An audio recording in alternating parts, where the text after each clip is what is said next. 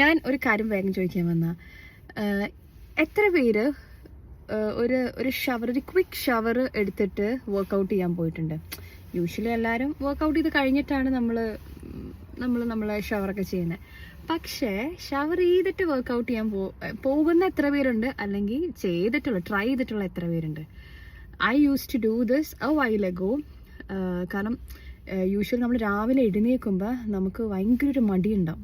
രാവിലെ ഒരു 5 o'clock, ഒരു 4:45 എഴുന്നേൽക്കുമ്പോൾ. അപ്പോൾ പെട്ടെന്ന് എഴുന്നേറ്റിട്ട് വേറെ ഒന്നും ചിന്തിക്കരുത്. ലൈക്ക് അയ്യോ ഇന്ന് പോകണോ അങ്ങനെ ഒന്നും ചിന്തിക്കരുത്. അലാറം അടിക്കുമ്പോൾ എഴുന്നേക്കുക, നേരെ ബാത്റൂമിൽ പോവുക, കുളിക്കുക, ഷവർ ഓൺ ചെയ്ത് കുളിക്കുക.